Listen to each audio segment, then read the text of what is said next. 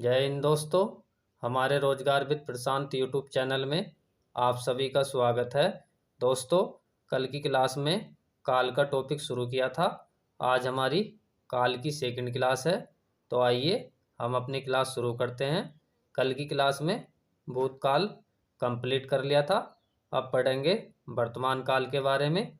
क्या होता है वर्तमान काल, देखते हैं। नंबर 2 है वर्तमान काल। क्रिया के जिस रूप से कार्य के वर्तमान समय में होने का पता चले उसे वर्तमान काल कहते हैं। जैसे यहाँ पर पहला वाक्य है, वह सो रहा है। तो यहाँ पर कार्य जो हुआ है वर्तमान समय में हुआ है, और जब कार्य वर्तमान समय में होने का पता चले तो वह वाक्य वर्तमान काल का होता है। फिर अगला वाक्य है, राम खेल रहा है।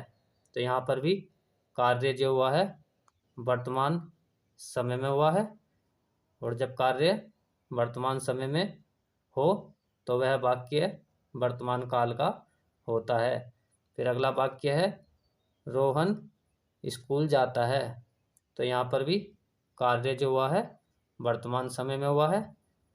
जब कार्य वर्तमान समय में होता है तो वह वाक्य कैसा होता है, वर्तमान काल का। अब देखते हैं वर्तमान काल के भेद। वर्तमान काल के 5 भेद होते हैं। पहला, सामान्य वर्तमान काल। दूसरा, पूर्ण वर्तमान काल। तीसरा, अपूर्ण या तात्कालिक वर्तमान काल। चौथा, संदिग्ध वर्तमान काल। और पांचवा, संभाव्य वर्तमान काल। पहला देखते हैं, सामान्य वर्तमान काल। क्या होता है सामान्य वर्तमान काल? जहां कोई कार्य सामान्य ढंग से वर्तमान में होता दिखाई दे उसे सामान्य वर्तमान काल कहते हैं। इनकी पहचान है, ता है, ती है, ते है, तो है। ये शब्द वाक्य के अंत में आते हैं। जैसे यहाँ पर पहला वाक्य है, अध्यापक पढ़ाता है। यहाँ पर इस वाक्य में कार्य सामान्य ढंग से वर्तमान में होता दिखाई दे रहा है, तथा वाक्य के अंत में ता है आया है, और जब वाक्य में ता है आता है तो वह वाक्य सामान्य वर्तमान काल का होता है। फिर अगला वाक्य है, बच्चे शोर मचाते हैं। तो यहाँ पर भी कार्य सामान्य ढंग से वर्तमान काल में होता दिखाई दे रहा है, और जब कार्य सामान्य ढंग से वर्तमान काल में होता दिखाई दे तो वह वाक्य सामान्य वर्तमान काल का होता है। इस वाक्य के अंत में ते है आया है, और जब वाक्य के अंत में ते है आता है तो वह वाक्य सामान्य वर्तमान काल का ही होता है। फिर अगला वाक्य है, सीता अपना कार्य करती है।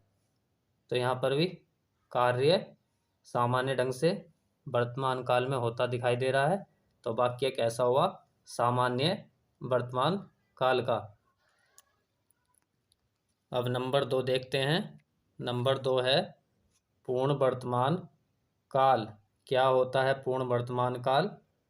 जहाँ पर वर्तमान काल का कोई कार्य पूरा होते हुआ प्रतीत हो वहाँ पूर्ण वर्तमान काल होता है। पहचान है इन वाक्यों की, आ है, ई है, अय है। ये सभी मात्राएं वाक्य के अंत में आती हैं। जैसे यहाँ पर पहला वाक्य है, बच्चे ने आम खा लिया है। तो यहाँ पर कार्य जो हो रहा है वर्तमान काल में पूरा होते हुए प्रतीत हो रहा है, और जब वाक्य में कार्य वर्तमान काल में पूरा होते हुए प्रतीत हो तो वह वाक्य पूर्ण वर्तमान काल का होता है। तो यह वाक्य कैसा हुआ, पूर्ण वर्तमान काल का। और इस वाक्य के अंत में आ है, मात्रा भी आई है, और जब वाक्य में आ है, मात्रा आती है, तो वह वाक्य भी पूर्ण वर्तमान काल का होता है। फिर अगला वाक्य है, राम स्कूल जा चुका है। तो इस वाक्य में भी कार्य वर्तमान काल में पूरा होते हुए प्रतीत हो रहा है, तो वाक्य कैसा हुआ? पूर्ण वर्तमान काल का। फिर अगला वाक्य है, पिताजी टहलकर आ गए हैं। तो इस वाक्य में भी कार्य वर्तमान काल में पूरा होते हुए प्रतीत हो रहा है। जब वाक्य में कार्य वर्तमान काल में पूरा होते हुए प्रतीत हो, तो वह वाक्य पूर्ण वर्तमान काल का होता है। तो यह वाक्य भी कैसा हुआ? पूर्ण वर्तमान काल का। और इस वाक्य के अंत में मात्रा आई है, आए है, और जब वाक्य के अंत में मात्रा आए है आती है, तो वह वाक्य भी पूर्ण वर्तमान काल का होता है। अब आगे देखते हैं। अब है नंबर 3। नंबर 3 है अपूर्ण या तात्कालिक वर्तमान काल। क्या होता है अपूर्ण या तात्कालिक वर्तमान काल? जहाँ पर वर्तमान काल का कोई कार्य पूरा न होने का संकेत दे रहा हो, वहाँ अपूर्ण या तात्कालिक वर्तमान काल होता है। इस काल के वाक्यों की पहचान है, रहा है, रही है, रहे हैं वाक्यों के अंत में आते हैं। जैसे यहाँ पर पहला वाक्य है, अध्यापक पढ़ा रहा है। तो यहाँ पर कार्य वर्तमान काल में पूरा ना होने का संकेत दे रहा है, तथा वाक्य के अंत में रहा है भी आया है। और जब वाक्य के अंत में रहा है तथा कार्य वर्तमान काल में पूरा ना होने का संकेत दे रहा हो, तो वह वाक्य अपूर्ण या तात्कालिक वर्तमान काल का होता है। तो यह वाक्य अपूर्ण या तात्कालिक वर्तमान काल का हुआ। फिर अगला वाक्य है, राम पत्र लिख रहा है। तो इस वाक्य में भी कार्य वर्तमान काल में पूरा ना होने का संकेत दे रहा है, तो वाक्य कैसा हुआ? अपूर्ण या तात्कालिक वर्तमान काल का। फिर अगला वाक्य है, राधा कमरे में नाच रही है। इस वाक्य में भी कार्य वर्तमान काल में पूरा न होने का संकेत दे रहा है, तथा वाक्य के अंत में रही है भी आया है। तो वाक्य कैसा हुआ? अपूर्ण या तात्कालिक वर्तमान काल का। फिर अगला वाक्य है, पिताजी बगीचे में टहल रहे हैं। तो यहाँ पर भी कार्य वर्तमान काल में पूरा ना होने का संकेत दे रहा है, तथा वाक्य के अंत में रहे है आया है। और जब वाक्य के अंत में रहे है तथा कार्य वर्तमान काल में पूरा ना होने का संकेत दे रहा हो, तो वह वाक्य अपूर्ण या तात्कालिक वर्तमान काल का होता है। तो यह वाक्य भी अपूर्ण या तात्कालिक वर्तमान काल का है। अब नंबर 4 देखते हैं। नंबर 4 है संदिग्ध वर्तमान काल। क्या होता है संदिग्ध वर्तमान काल? जहाँ पर वर्तमान काल का कोई कार्य पूरा होने में संदेह हो, तो वहाँ संदिग्ध वर्तमान काल होता है। इन वाक्यों की पहचान है, ता होगा, ते होंगे, ती होगी आदि वाक्यों के अंत में आते हैं। जैसे यहाँ पर पहला वाक्य है, वह पढ़ता होगा। तो यहाँ पर कार्य जो हुआ है वर्तमान काल में हुआ है, लेकिन पूरा होने में संदेह है। और जब वाक्य में कार्य वर्तमान काल में हुआ हो तथा कार्य पूरा होने में संदेह हो, तो वह वाक्य संदिग्ध वर्तमान काल का होता है। इस वाक्य के अंत में ता होगा भी आया है, और जब किसी वाक्य के अंत में ता होगा आता है तो वह वाक्य संदिग्ध वर्तमान काल का होता है। तो यह वाक्य कैसा हुआ? संदिग्ध वर्तमान काल का। फिर अगला वाक्य है पिताजी बगीचे में टहलते होंगे। तो यहाँ पर भी कार्य वर्तमान काल में पूरा होने में संदेह है तथा वाक्य के अंत में ते होंगे भी आया है। तो वाक्य कैसा हुआ? संदिग्ध वर्तमान काल का। फिर अगला वाक्य है राधा प्रतीक्षा करती होगी। तो इस वाक्य में भी कार्य वर्तमान काल में पूरा होने में संदेह हो रहा है तथा वाक्य के अंत में ती होगी आया है। जब वाक्य में कार्य वर्तमान काल में हुआ हो तथा पूरा होने में संदेह हो तो वह वाक्य संदिग्ध वर्तमान काल का होता है। तो यह वाक्य कैसा हुआ? संदिग्ध वर्तमान काल का। फिर अगला वाक्य है माताजी रसोई में खाना पकाती होंगी। तो इस वाक्य में भी कार्य वर्तमान काल में हुआ है लेकिन पूरा होने का संदेह है। तो वाक्य कैसा हुआ? संदिग्ध वर्तमान काल का तथा वाक्य के अंत में ती होगी भी आया है, और जब वाक्य के अंत में ती होगी आता है तो वह वाक्य संदिग्ध वर्तमान काल का होता है। आगे देखते हैं। अब है नंबर 5। नंबर 5 है संभाव्य वर्तमान काल। क्या होता है संभाव्य वर्तमान काल? जहाँ क्रिया के होने की संभावना व्यक्त की जाए वहाँ संभाव्य वर्तमान काल होता है। नोट पॉइंट दिया हुआ है। इस काल के वाक्यों में शायद छुपा रहता है। जैसे यहाँ पर पहला वाक्य है शायद वे आ रहे होंगे। इस वाक्य में शायद दिया हुआ है तथा यहाँ पर क्रिया के होने की संभावना व्यक्त की जा रही है, और जब वाक्य में शायद दिया हो या छिपा हो तथा क्रिया के होने की संभावना व्यक्त की जाए तो वह वाक्य संभाव्य वर्तमान काल का होता है। तो यह वाक्य कैसा हुआ? संभाव्य वर्तमान काल का। फिर अगला वाक्य है वह पढ़ता हो। तो यहाँ पर क्रिया के होने की संभावना व्यक्त की जा रही है तथा इस वाक्य में शायद छिपा हुआ है। जैसे शायद वह पढ़ता हो। तो यहाँ पर शायद को छिपा रखा है, और जब वाक्य में शायद छिपा हो तो वह वाक्य संभाव्य वर्तमान काल का होता है। तो यह वाक्य कैसा हुआ? संभाव्य वर्तमान काल का। फिर अगला वाक्य है श्याम बांसुरी बजाता हो। तो यहाँ पर भी शायद छिपा हुआ है तथा क्रिया के होने की संभावना व्यक्त की जा रही है। तो यह वाक्य कैसा हुआ? संभाव्य वर्तमान काल का।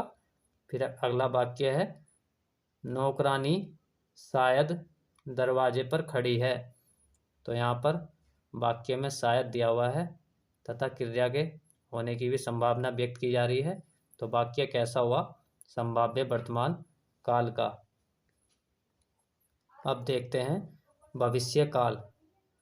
नंबर 3 है भविष्य काल। क्या होता है भविष्य काल?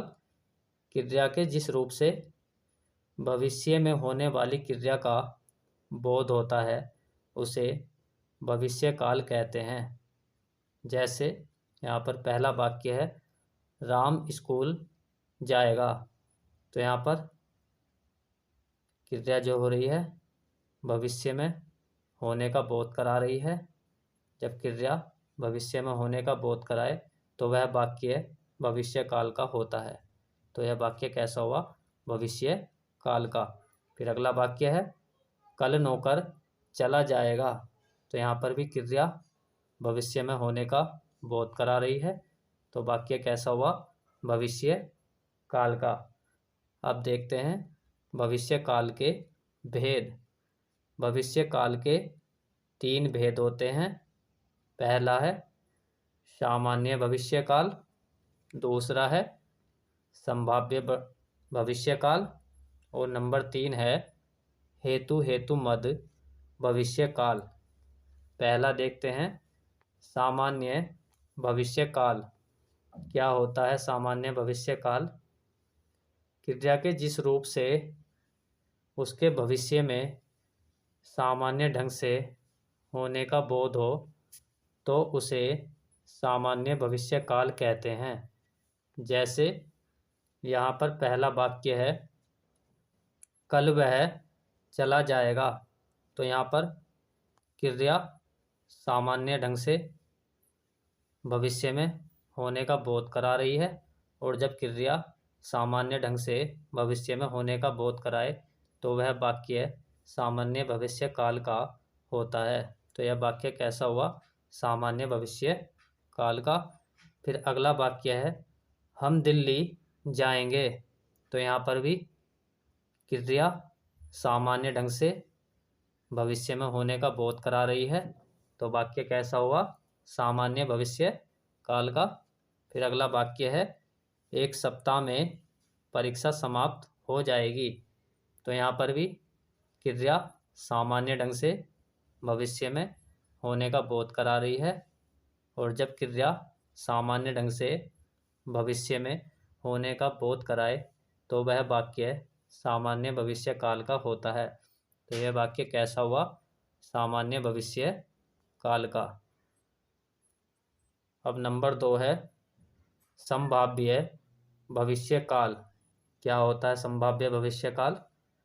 जहाँ क्रिया के भविष्य में होने की संभावना या आशंका हो वहाँ संभाव्य भविष्य काल होता है। जैसे पहला वाक्य है, शायद आज बारिश आ जाए। तो यहाँ पर क्रिया जो हुई है भविष्य में होने की संभावना या आशंका व्यक्त कर रही है, और जब वाक्य में क्रिया भविष्य में होने की संभावना या आशंका व्यक्त करे तो वह वाक्य संभाव्य भविष्य काल का होता है। तो यहाँ पर यह वाक्य कैसा हुआ? संभाव्य भविष्य काल का। फिर अगला वाक्य है, संभव है आज हमारे घर मेहमान आए।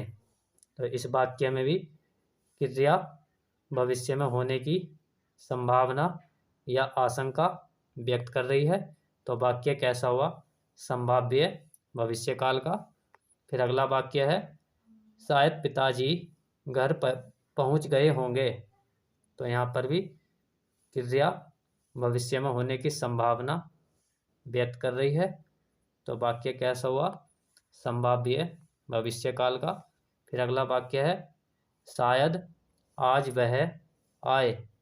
तो यहाँ पर क्रिया भविष्य में होने की आशंका व्यक्त कर रही है, तो वाक्य कैसा हुआ?